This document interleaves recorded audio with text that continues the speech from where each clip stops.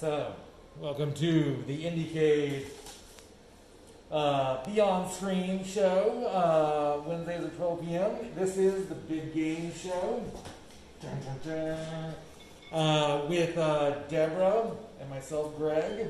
And today we have our guest. We're going to, Tim Sun, and we're going to play Keys Please and Spring Sprawl. And here is Tim. Dun, dun, dun. And here is all. Welcome, Tim. Yes, thank you so much for being on the show with us. Yeah.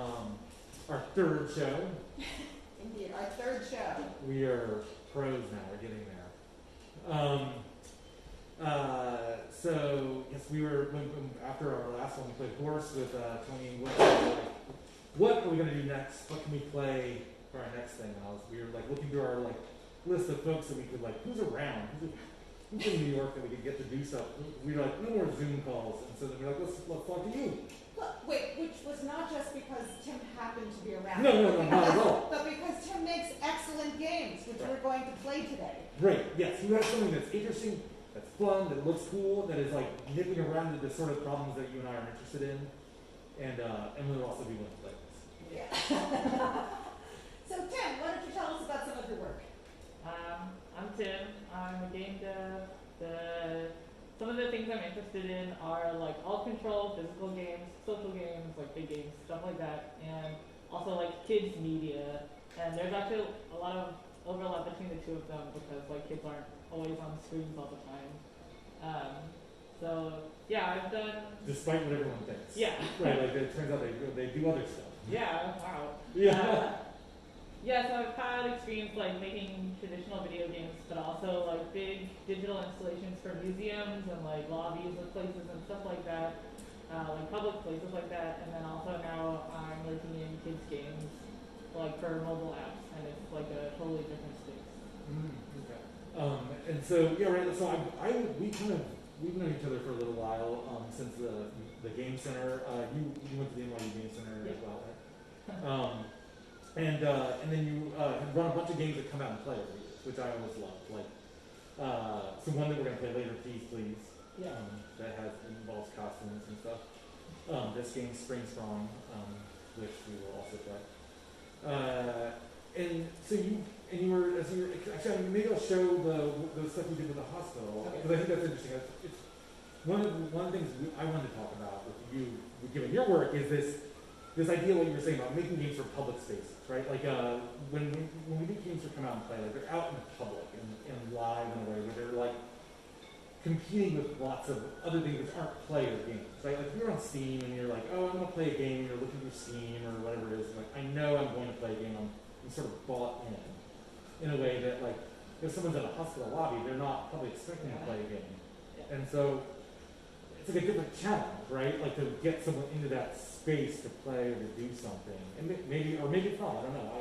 But also, I imagine that in a hospital setting, it's very different. You have other intents in creating the game. It's not just to pass the time, but it's probably to help people relax, to bring people together. There are certain sort of needs of being a hospital where the game is a way of being part of the patient experience. Yeah, the audience is way different. So you do have to approach it differently. Mm-hmm. All right, let's take a look at this project. Make this full screen.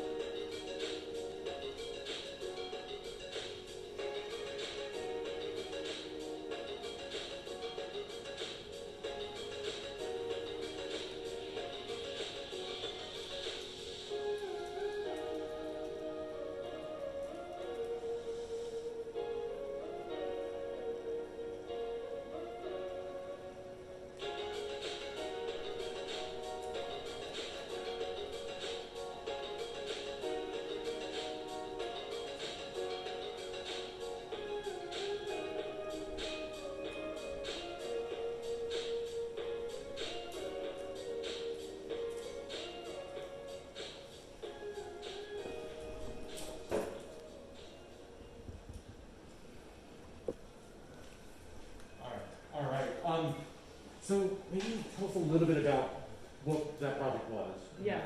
So it's like situated in a children's ward on like the floor where they do activities and stuff. So it's like not a medical space, but it's for like their entertainment or relaxation. And it's just meant to like be up there and like whoever comes by can interact with it. It's not a totally public space, but it is like I don't know, like whoever's authorized in that area can come by. So it's also like the workers, the families, a lot like the families waiting for the patient to like come out of tests or something would spend time there, that kind of stuff. So yeah, there's a lot of different considerations that we had to have when going into it. Like a big reason why it's a Connect game, so it's like gesture based, is because they didn't want to have to deal with like the worry of germs of like touching stuff. And then also the Connect can support like up to 6 people, so they can have like larger groups, and also like a parent and child playing it together and interacting together. So cool. Yeah. So that seems like that kind of game is actually perfectly suited for our current moment, right? Yeah. The pandemic where you don't want people touching things. Yes. So have you been using that technology at all lately? Well, so I guess so. Like I started working in kids games towards the start of the pandemic, but I know like a lot of people in the installation scene were suddenly like trying to think about like ways we could overcome like the touch screen, because recently the touch screen has gone like super popular for a lot of stuff, because it's a really like easy engaging like way to engage people, and now it's like a risk. So yeah, I think Great risks. Yeah. It's like all those things, you're like, oh, this is gonna solve so many problems, and you're like, oh, now it's a new problem. Yeah. yeah. Though I guess like the Connect is good at certain things and really bad at other things, like precision and all that kind of stuff. So Right. you have to think about Yeah, when we've worked with it in the past, it's always been like, it has like, there's lots of like strong things about it, like in that, like, yeah, people can walk up to it and you feel that it's responsive, but it's also like weirdly laggy sometimes. Yeah, and it's not exactly, it doesn't do exactly what you think it would do, and it like gets pretty close at tracking you, but it's really bad at certain things. Like if you wear a certain kind of black pants, it just can't see your legs. Oh, really? For some reason, yeah. So, the other places that I've seen connects at like installations where there's like a really cool visual that you can see, like, and it changes like when you move your body. Those are a lot more forgiving for those errors. And then the way they take advantage of the Connect is like connecting you to what's on the screen, which is really compelling for people. Right. And so how did you think about it from like a design? Because you designed a couple, there had multiple games within it, and Yeah. you designed a couple of them. Like what was sort of, were you given constraints that you had to follow, and like how did you approach it? Like, and what were some of the decisions made? Yeah, there were some like general themes and like frameworks already for like the different kinds of games that we had, and I think we really had to think about like, well, the tricky thing is like balancing, like it's in this public space, like it has to like look good and also not be too annoying for like the people working in the public space, Yes. Which is a big thing. So we have to think about that, but then also like, but actually what is fun to interact with, because when something's like prioritizing just like what it looks like, you can kind of tell and you're like, well, I don't know why I'm doing this right now. Right. When you're playing with it. So you have to like balance between those two. So So do you start with the idea of the kind of experience you want to have? we were thinking about the interactions. So there's the Times Square level, I guess, where you can like turn on and off the signs in Times Square where you move your hand. Yeah. Like the previous iteration of that is like the leaves in Central Park. And then for Times Square, we like, instead of the leaves being on the outside, we like centered the screens throughout the screen, so that like if you're short or like you're standing in the middle, you can still like see stuff happening, that kind of stuff. So yeah, thinking about like, I mean, it looks good and it looks beautiful. Fun to play. Yeah. And about how long do they each take? Like, you have to keep them short, I imagine. Like, there's no. Yeah, that's the other thing, because it's a public space. There's like a really short amount of time you can like bring people into the game, and then also you have to like let them go whenever they want. Right. So the game's cycle on each one is like 2 or 3 minutes. something like that. Mm-hmm. But yeah, they cycle and like you can leave whenever. There's no win state. It's just I guess like an activity to do. Right. So is there a public space you'd like to design for? Like if you could design for any public space? I guess the I guess the courtyards and stuff where people are gathering to like relax, but also like might be bored or waiting for something. It's like a pretty good place where like people come together, but they're not all there for like one specific reason, or like they're not all the same group, so you get a wide range of people. And I think designing for that kind of space is fun because if you like design a game that would like connect multiple people who are in the space who like might not know each other, but then all of a sudden they're working together to like do something, I think that's a special moment. And when you were like, and as you were saying that, like this idea, like in some ways it's like almost like activities, right, as opposed to a full game, like a game, like because like when classically when we teach game design, we're like, oh, it has to have these sorts of things. It's got to have a goal, and when kind of go through that sort of classical Kerouac definition of games or something. Yeah. And I sometimes think of like these, it's almost like what you're describing there, like sound like in some ways they're more like toys. Like, do you like do you think of them? Do you think of them as games, as toys, or as just interactions, or? Yeah, I guess. I think of them as interactions. Like the interaction part of them is like the main thing that should draw people to it. So like if it's fun to like wave your hands and see something change on screen, then that's like the center of the activity. Right. And if like you get points from touching certain things, like that becomes like secondary to the actual like action of doing it. So yeah, I think that's also similar to kids games in a lot of ways. At least like really young kids.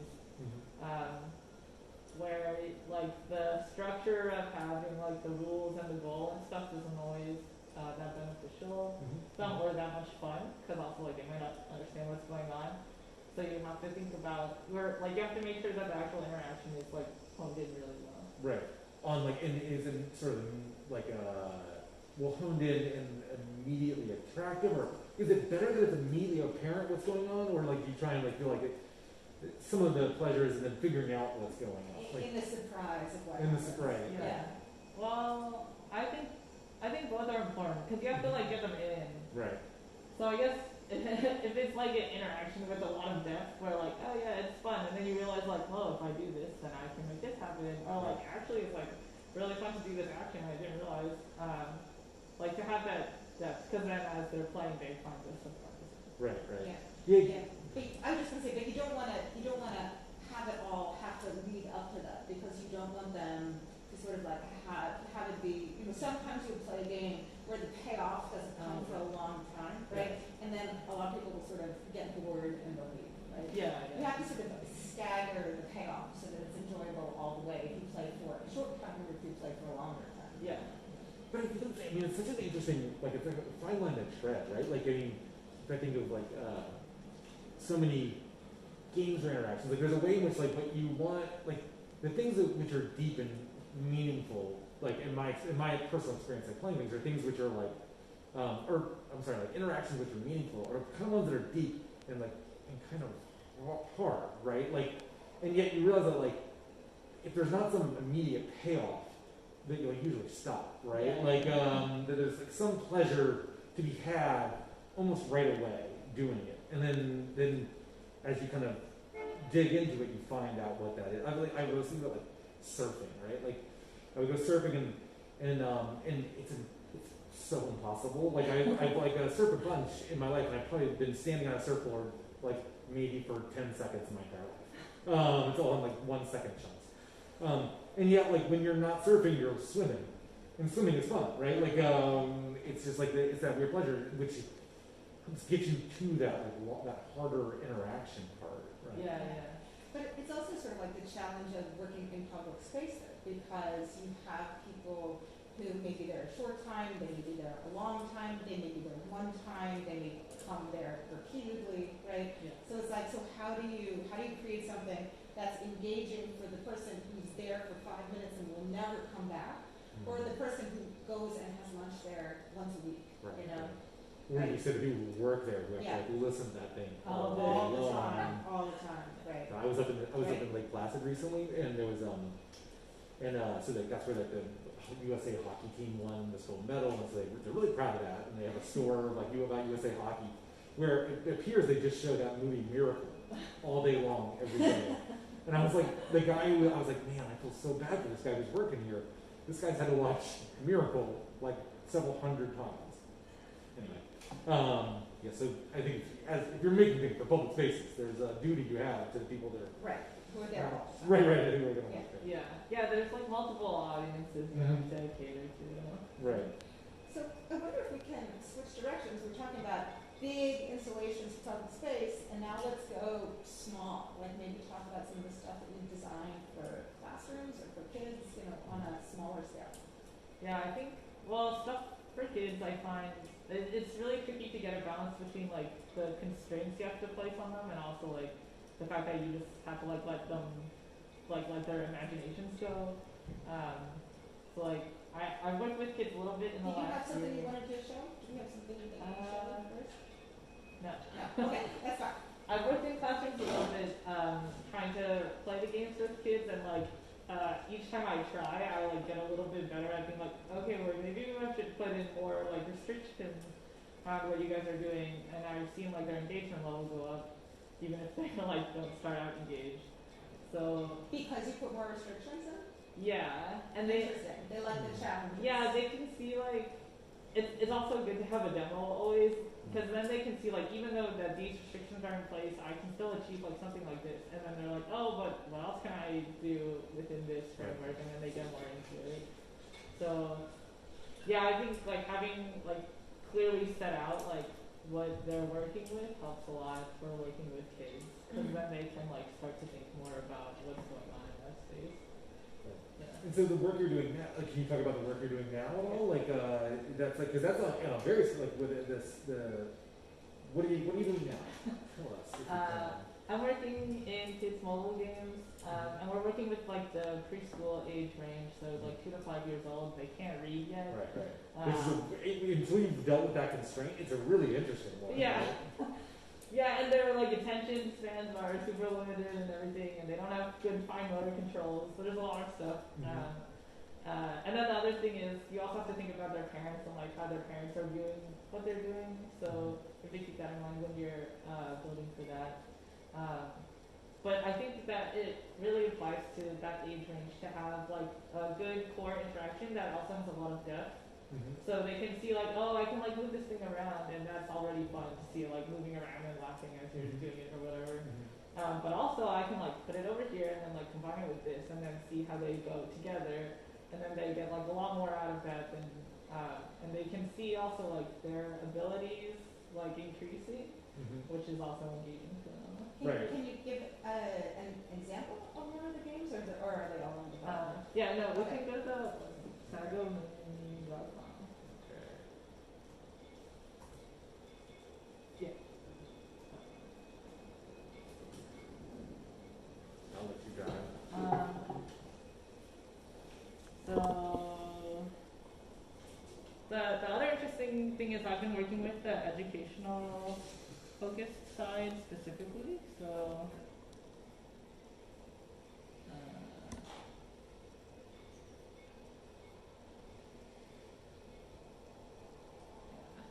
I don't know. Actually, I don't know if the trailer is on.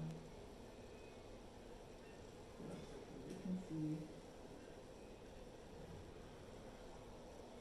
Yeah, so like the interactions are super simple if you're just dragging something or like pressing something to count up, or just like learning what things are. But there's like a lot of detail put into them, that like everything that you're doing is like affecting something else. So you can, I don't know, it makes it a lot more engaging for the kids. Yeah, I was listening to a podcast the other day with this psychologist who has done a lot of work with kids, and talked about like this the way that kids are learning versus the way that adults do, where they're like she kind of drew this like interesting analogy that they're sort of like they're like the way that octopus brains, there's like an octopus have a brain in their head, which is sort of like let's like the functioning sort of adult brain, and then each of their tentacles has a brain, which is sort of just like figuring out the world, you know. And you kind of get that feeling with little kids, where it's like touching things and doing it, and like that does this. Oh, that's interesting, and this does this, and it's a sort of like very exploratory type of learning and playing. And kids are so malleable. You know, it's like they just you can give they are so intuitive about things. I mean, it's amazing to me how well they are sort of adapting to the current context in so many ways that people thought that they wouldn't be able to adapt to. But I mean, I do think it's an interesting challenge for designers, right? Like, because it's again going back to like once you become an adult and then you become a professional game designer, and you're just interested in complexity in a way that I think little kids are not yet. You know, like they kind of, and so you kind of have to like step back and be like, so you can look at some of these things and be like, well, how could anyone find that fun? Yeah. They're just dragging a circle or making a square, but like you're like thinking of it wrong. It's like a category mistake in a way, you know, like that it is fun, like, and so you have to like put yourself in this very different mindset.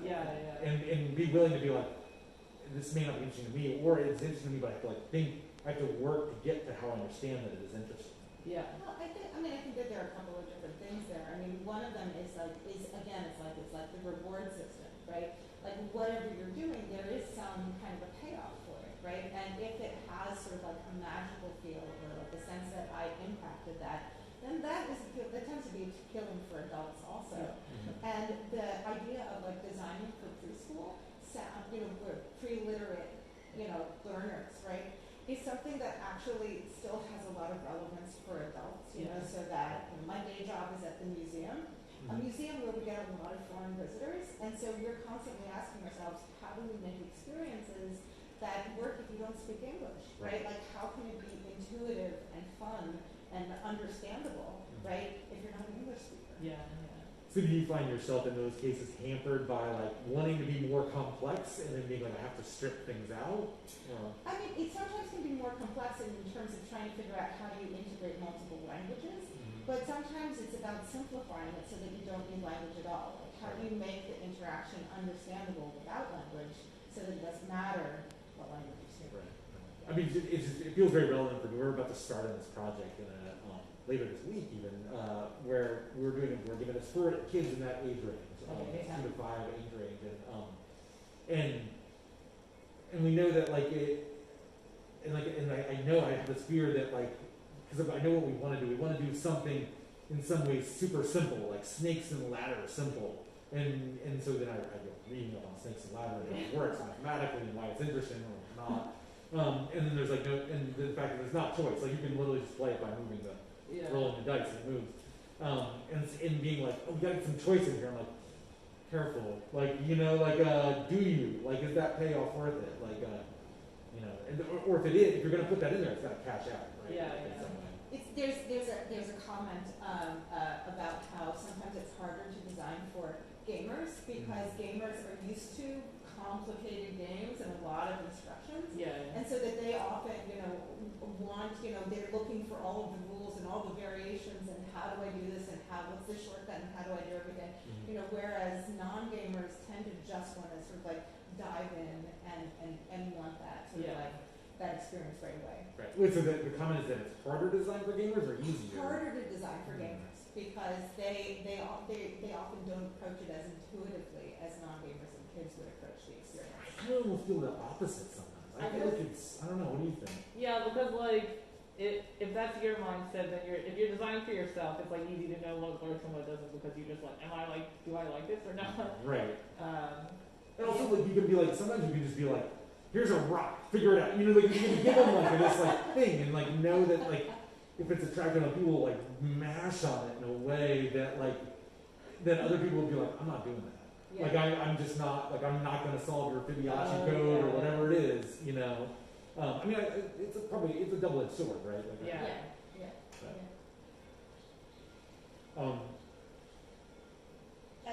Should we play a game? Well, can I ask one more Yeah, question? yeah. So this, Yes. so when we were talking before the show, I feel like this is, for me, I'm so curious. So you said before you went back to the games that you worked at an ice rink. Yeah. Because that is also one of these places where, I don't know, did that teach you anything about game design? Yeah. Or interaction design?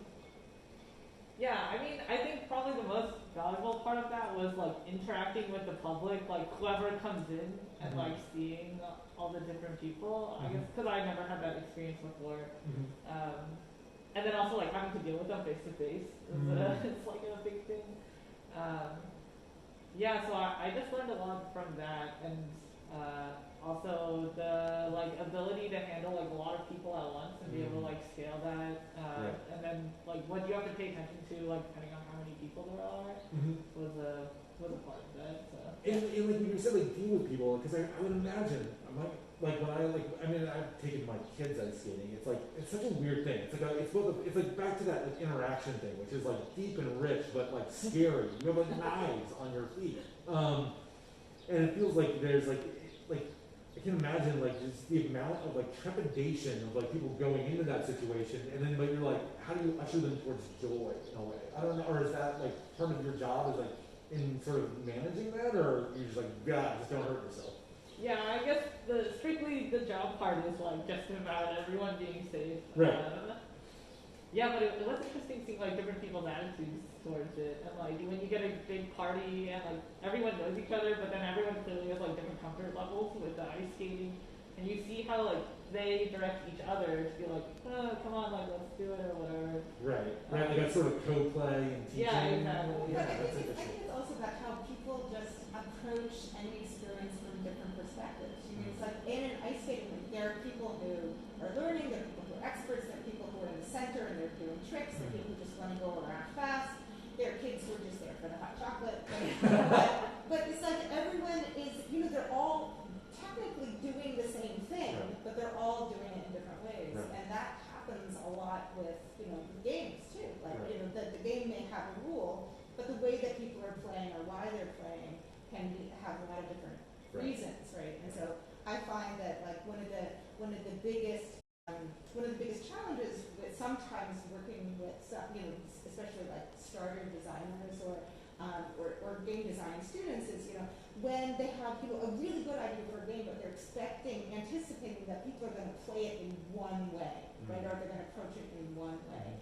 And so always trying to think that, your audience is going to come up with ways to use it that you cannot anticipate, right? And just sort of like allow for that fluidity a little bit of what you're designing. Yeah, I guess that's why I like the idea of like making toys instead of games, because if you like give people the tool to do something, then they like figure it out themselves, and it's fun to watch them like figure out how to do that. Right. And then also a big part of like making stuff for the public space, like ice skating, is when you watch the people in the middle doing tricks, you're like, oh, I want to know how to do that, or like it could be a motivation. So the spectacle part is also, I think the spectacle part factors a lot into the stuff that I make, where it's like funny to watch the people play, or it's just like cool.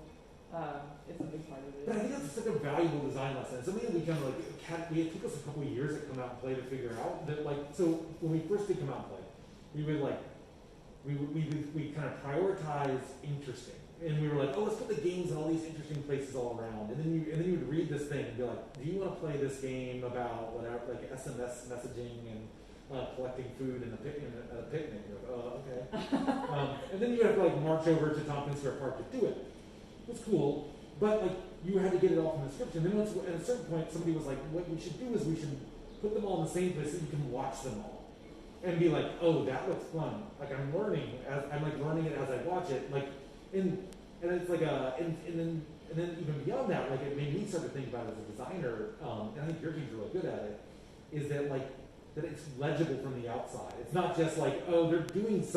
There's fun being had in there. I don't know what it is because it's like a black box.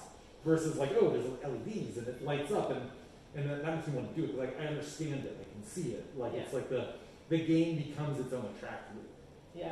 But it also lets you participate just by watching, Right. right? Yeah. Which is also important because, like, especially in a come out and play environment, people come, often in groups, they come by themselves, but they come in families, they come with friends. And again, people have sort of like different willingness or desire to participate, but you don't want people to feel left out. So if it's a spectacle and it's fun to watch, that's providing an alternate way of participating. Yeah, I like watching people play games, so maybe that's why I'm I also remember, like, the first time I brought Spring Sprung to come out and play, it, like, got a lot of people, and I think you're the one who said, like, yeah, anything that lights up will definitely, like, get people to play. I mean, it's, there's something genius about that, Yeah. like, yeah, I think it's a fascinating little bit. And you also told us, and this is, I did not understand, that Zamboni, like, it is actually totally nerve-wracking to drive a Zamboni. Yeah. Well, I was like, because I was like, I talked to many other people who were like, that's my, like, backup. Like, that's my Zen job. And you're like, nope, it's super stressful. I mean, some people, like, the coolness factor outweighs, like, all the stuff you have to do while you're on the Zamboni. Right, although when you said it, I was like, oh, then like everyone's watching you. I was like, well, you're right, that would be horrible. Like, everyone's watching you, you have to, like, keep moving, and you have to, like, press all these levers and also not crash and everything. And not miss a spot. Yeah, everyone's gonna be watching you if you miss a spot. Oh, that driver. I will never look at Zambonis the same way again. Like you've done a public service. Yeah. Okay, so you're gonna play some. Let's play some games. Let's play some games. Okay, what are we gonna play first? I don't know. What should we play? We could play this right here. Okay. All right. So why don't you let me hold it right so that you can see the full thing here. Why don't you two play? Hold that one too. Okay. Okay, so this is exactly what it looks like. It's just ping pong on a LED screen. And I made it with two other people, Milan Kerner-Soprano and Lawrence Franklin. Also.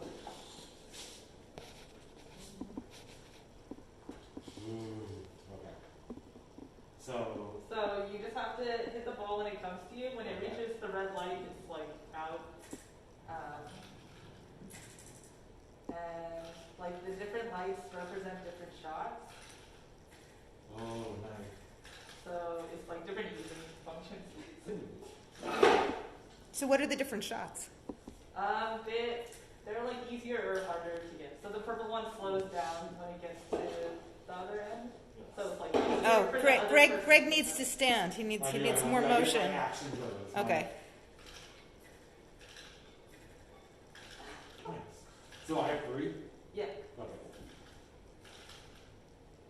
Am I serving or you? I guess you are. Okay. There's not a lot of UI in this. I love it. Now you're like this.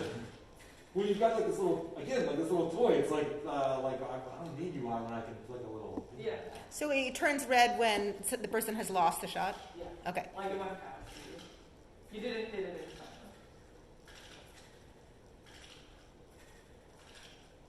in time. Ooh. Okay. I think I'm leaving you. What? Okay.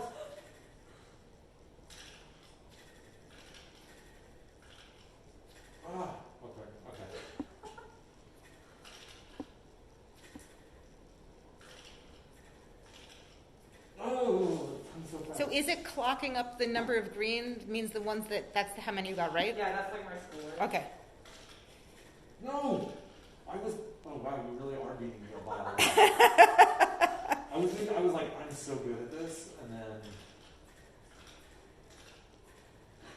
I love it because it's like, it feels like, I'm like, oh, this is easy.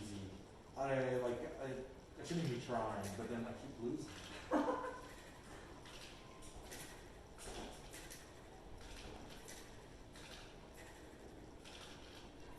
So do you have your strategy is like, you're like light, you're not waiting. You go for like the purple. Well, It's a nice rally you have going there. Oh, I nice. swear, that was me. Yeah, you won. You won that one. You're green. You got that one. Okay. So the number is the number of rounds that you've won, right? And Yeah. then the red or the green shows whether you won the round. Yeah. Okay. it's funny. I think we showed it twice at Come Out and Play, and we just added this for the last one. You added which? We added The like score. yeah. The score? Yeah. Oh, people like scores. Yeah. Even despite what we were saying earlier about being like, oh, you don't need goals in this island at this point. But it's nice that it has sort of like that, both the technology and the tactile aspect of it. Yeah. So, okay. Greg is catching up. So is the, there's three shots, essentially. Yeah. And it also will scale like the speed of your shot to how hard you hit it. To how hard I hit it? So I think that scales like hard to calibrate. So I don't know how effective it is, actually. Very effective. I feel like I have a lot of control. Yeah, that's good. Right. It's like sometimes it doesn't matter. Do I feel like it? Yeah. If you win, you'll feel like it. If you lose, you don't. So I think, is that skating? Well, you know, you can keep I see. Oh, could you go all the way until you get into the middle? I was like, no. Can I play? Yeah. All right. Here, I'll hold that. I can also Oh wait, I gotta take that thing. You're good. Okay. Right. Okay, so you start or I start?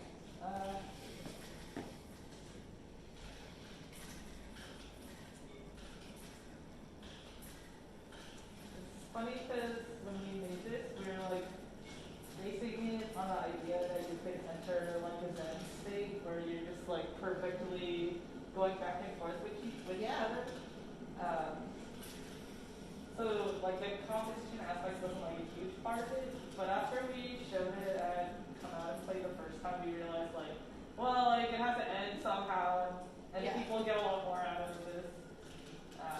So yeah, we made like a lot of iterations on it. It does. I could imagine playing this for a long time. No, it's super, like, just the little tactile nature of it is super addictive. It's just like... Yeah, the springs are fun. Yeah. But again, it's like that fun, like, toy thing where it's just like, springs are fun. Balls are fun. Like, that sort of realization that, you know... Yeah, you get a lot out of, like, out of just, like, having something there. Yeah. Right. Yeah.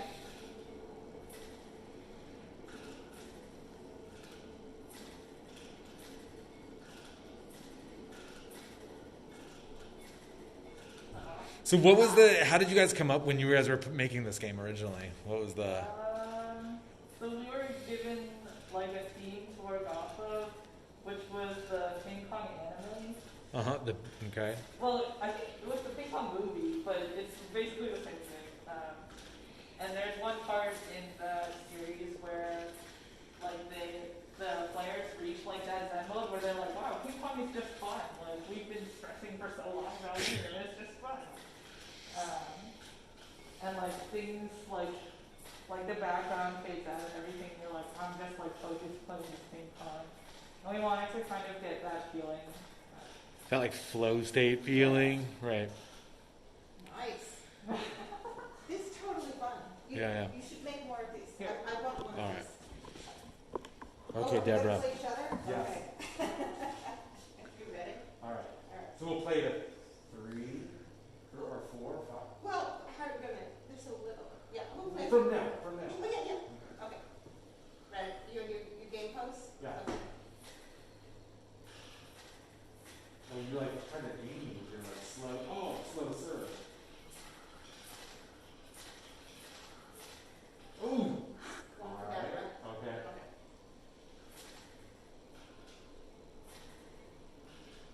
Well, you're like slow playing. You're like it's like a Roger Federer back.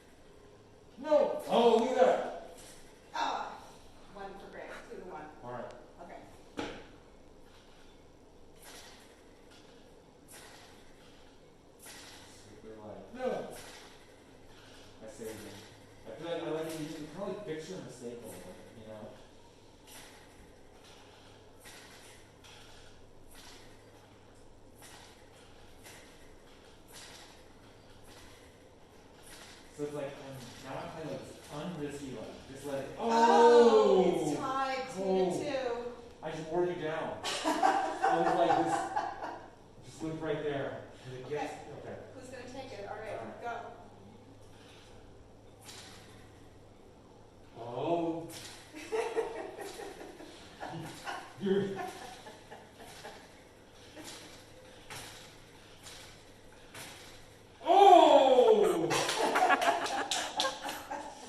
Nice. Oh. Okay, so you're gonna leave this with us, right? Yeah. Nice. Okay, we have another game. Okay, what's the next game? Oh yeah. Okay. Actually, so I haven't like played with this in a year or something since the last time I played it. So when I was taking out for this, I was like, well, I hope it still works. And I plugged everything in and it just worked. I was like, wow, I didn't even know what to do. Nice. Perfectly. So yeah, this is the second game. Okay. It's called Peace Please.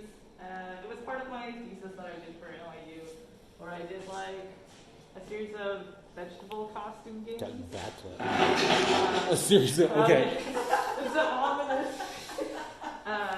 Yeah, and But I know that it's gonna be in the chat if it's not already there. What are the other vegetables you did? so I brought one hat with me. To me, they felt like carnival games at Excellent. Nice. So there was a carrot and a daikon, and you had to like squat with the hat.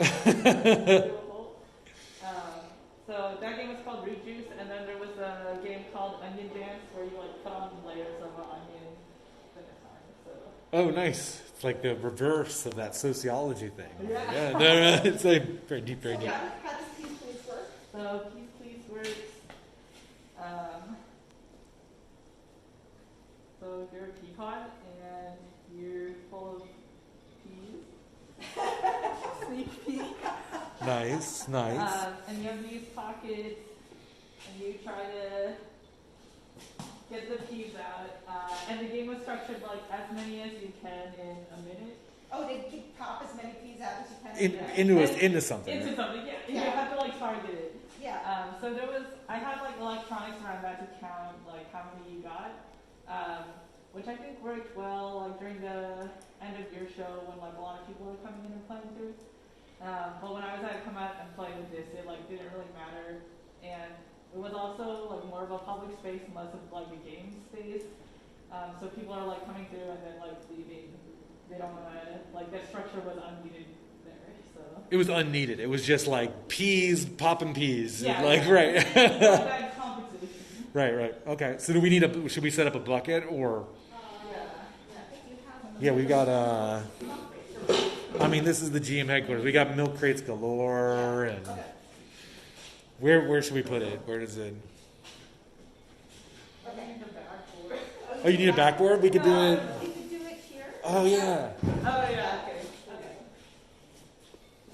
Against the wall. Is that good? I haven't done it in a while. I feel like my technique is Okay. All right. Well, your technique is going to be better than ours. I can try it though if you. Yeah. Okay. Okay. Here's me as a pea. Okay. Please, please. All right. So I put my hands up here and I'm going to pop them out and try to get them into the milk crate. Yeah. Okay. I guess let's do some practice and then maybe we could do some time around. Nice. This is not so easy.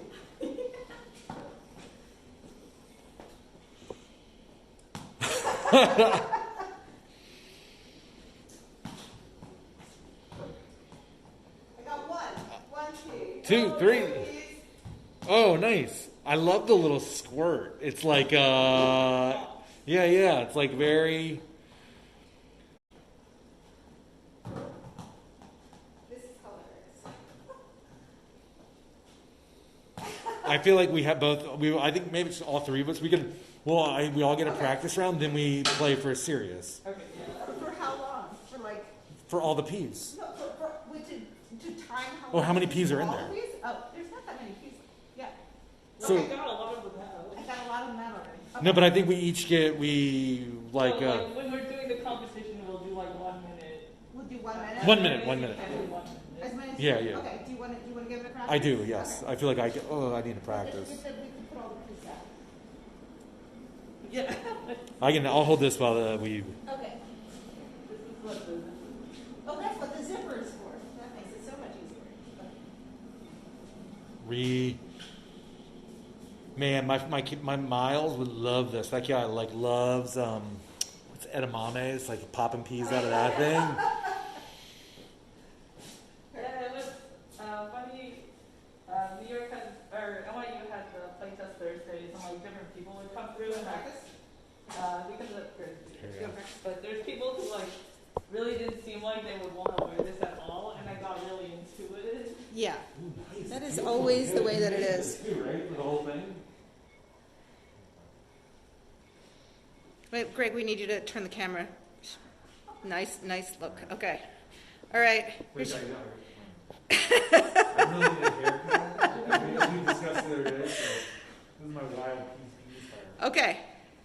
Okay, so now, all right, so now I just gotta find the, oh, I see. I can't actually grab things. I just gotta, You have to do. whoa! It's harder to grab than that seems. Okay, Nice. okay. Oh, See, it's not as easy as it looks. no, it's true. I honestly, Deborah, I was like, come on. And now I know. All right. I feel like I should, well, actually, I'm not going to tell you my strategy because it'll steal it. My strategy also sucks. Was your strategy to bounce it off the backboard? No, like, no. Someone tried to steal it. Okay, now, all right, now I'm getting in the. No, okay. No. Ow. There we go. Nice. There we go. No. No. Not very accurate. Oh, man. There we go.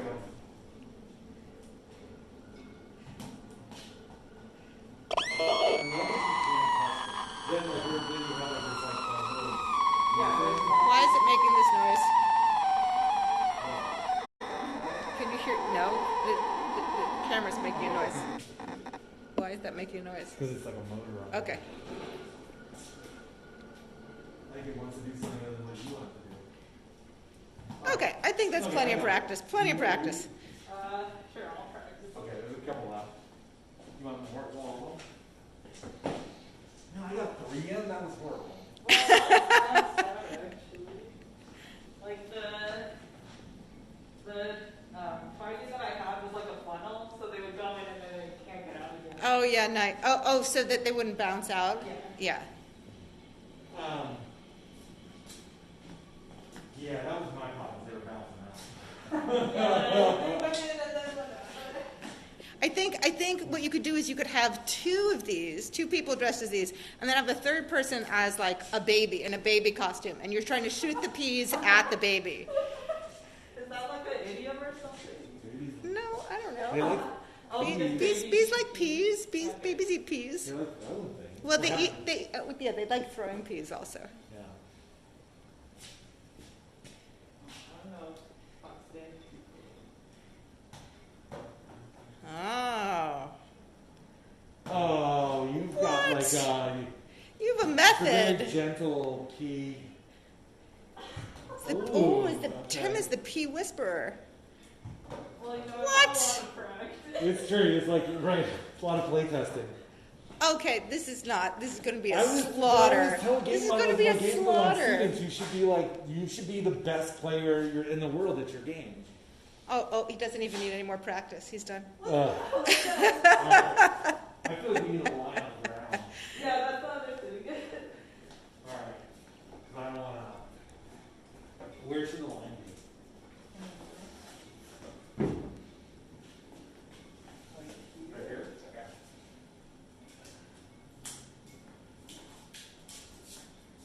Do not. Do not cross it. Okay, Greg, you going to go first? Yeah. I guess so. Set there. Okay, I'll set the timer on my. Excellent. Got 1 minute to pop as many peas as you can.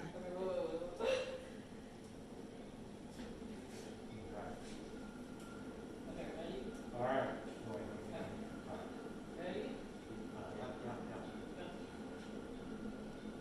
No. Okay. 1, 2, All right. 3, 4. Your pea pod is definitely over the line, Greg. What? That's okay.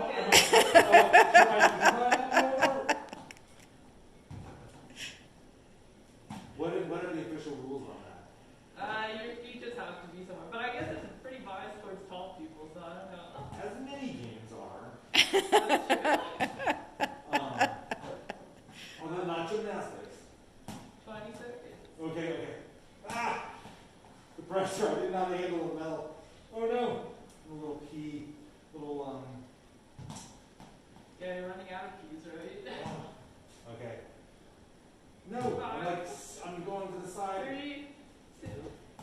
No! Okay. How many did you get? 5, 6, 7? I got like 8. 8. Okay.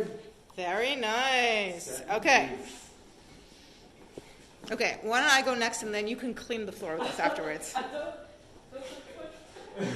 I know, I totally buckled under pressure. I was doing really good. And then Tim was like, oh, you only got like this much time. I was like, you would think that like pressure would get to you in that way and you I could not handle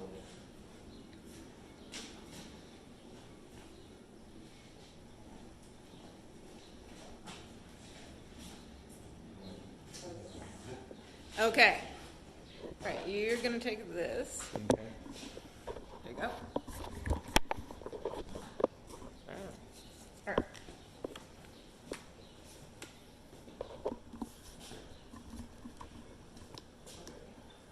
Okay, ready? Yeah. Ready? Okay, go.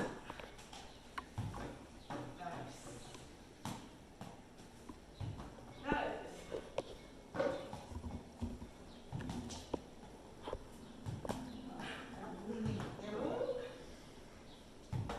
Yeah, some people play sideways. Oh man, Deborah, you're killing it. Play sideways? That's like a technique? Yeah, because like they're using like one hand to push it out, so it's yours sideways anyway. Ooh. Catch him up.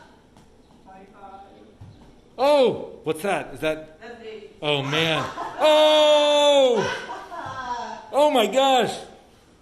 Deborah does not buckle under pressure like I do. My kids are going to make fun of me because actually I hate these. Oh my gosh, I have been creamed. Creamed peas. That's a thing, right? Well, mushy peas. Mushy peas.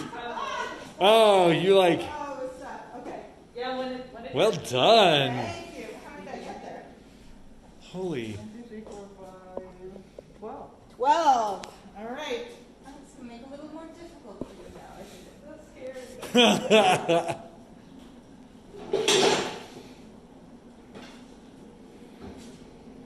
Yeah, the other thing about doing these games is like figuring out the flow of like getting people into the costume. Right, but this is nice. Like I think there's like a lot of really smart decisions. Like even in the costume design, like it's easy to put on. It's like, it's easy to reset. Like that's like with physical games, like the resetting is such a big thing, right? Like we've done some physical games where you're always like, you had to figure out how. Like we did this game Short Order where it was like about sorting all these food, and then like at the end of it, you're like, now I gotta get it all back in whatever bucket it came from. So we had to like make that like part of the game with the kids, but like now unsort it. Like But yeah, you have to make the reset part of the game. yeah. Otherwise, you're stuck forever running around. It's like the reset Okay, time. I have the timer there. Okay, no expectations. No, okay.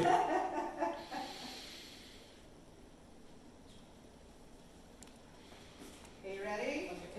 Okay, go. Oop, nice. Starting strong.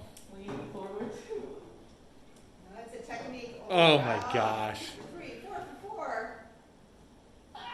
4. I like the second chance on that. Like if you could. 5. I've seen people like bounce it off the end. Oh my. 8. Nice. Oh, nice. 10. Oh, Oh. Oh! What was yours, Deborah? What did you have? 12. Oh no! Oh, the pressure's on, the pressure's on. Oh, the P save. 12. How much time? 12 seconds. Oh, no. 11. Oh, for the win. Now it's gravy. Now it's all 3, 2, 1. nice. Wow, that's stressful. Nicely done. Well done, well done. Okay. Man. I will help you pack a rupees. Please. That was super fun. And I love what you were saying about how you had people who were like looking at it at first and like, I'm not going to get in that costume. Yeah, like it's ridiculous. And then they get really excited about it. Yeah, they're like, hang on, I can do better than my friends. Right. But so I want to like point out, like, because you don't know this until you like play it. Like, so in here, like you can't actually grab the peas. You think that you're going to grab them, but instead you've got like this little thing, which is sort of like hampering you, which is such like a cool little thing, so that your hand's in there and it can't. It's just sort of like pushing it. Yeah. Yeah, and sort of just like scoot, like poop, like popping it out, and then this hole is like just slightly smaller than the Yeah, than so the ball. they really like pop out. Right. It's very satisfying. Yeah. Did that take a while to figure out, or like, or I imagine it was intentional? What? Yeah. I was like trying to figure out how to make the hole so that it is like stretchy, but not too big. It's kind of surprising because it's like bigger than you think it would need to be, but it works out. I don't know. I'm like not like trained in any of this sewing kind of stuff, so a lot of it was like trial and error, but it worked out really well. Right, but it's cool. It's like you know what experience you want out of it, and then and then how do you just kind of get there from it? Yeah. It's very cool. One of my favorite things about it is the same kind of thing that I think we try to do with Come Out and Play, is give permission to people to be silly. Right? Because like especially in public places, people don't want to look foolish, or or that they would look at this and they would think that this is designed for kids, and to figure out what is the right invitation to get teens and adults to basically be silly also, and still have fun with it, right? And they're surprised and they want to keep doing it. Yeah, at the end of your show for the LIU Pieces project, and not only Pieces, but like most of the projects are more traditional video games, like more typical video games, and then like I was filming one with really like a physical game, and it's like such a spectacle that I think I got like a lot of my classmates' parents played. They're like, well, like I don't quite understand what everything else is, but this was really fun. It's like easy to get when you see it. I love that. Yeah, totally. That's amazing. That's awesome. Well, very cool. Yeah. Should we check the chat and make sure that we haven't missed anything, and then? Check the chat for questions, and we're getting to the end of our time. Let's see. Put it on the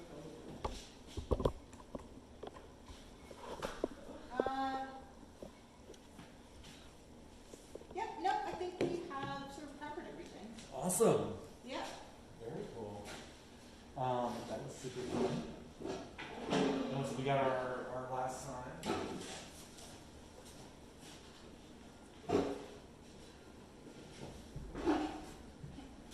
People were cheering us on during the preaching. They were cheering for me? They were cheering? Yeah, who was the... Yeah, exactly. Who's the crowd favorite?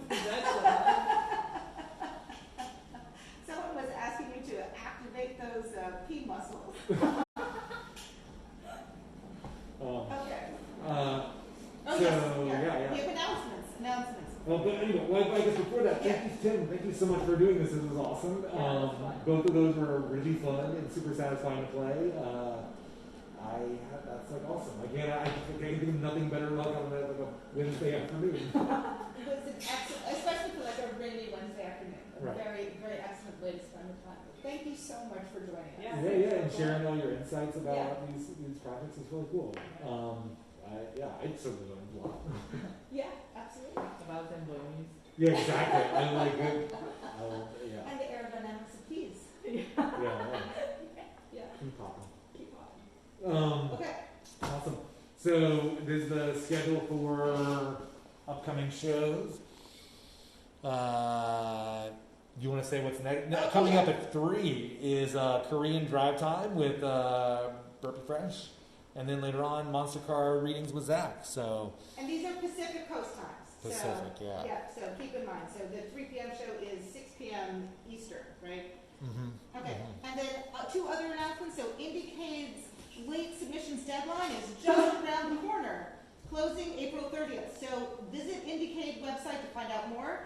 They accept all kinds of games and interactive experiences, both finished works and works in progress. So if you have something, go ahead and submit it. Okay, we'd love to have your submissions. And the IndieCade Climate Jam kicks off tomorrow. So watch our kickoff stream here on the IndieCade Twitch channel at 12 p.m. Pacific time, 3 p.m. Eastern time tomorrow. And you can also sign up for the jam on itch.io. And you can also learn more about it on the IndieCade website. So do those things. Awesome. All right, thank you guys. Okay, thank you. Thank you.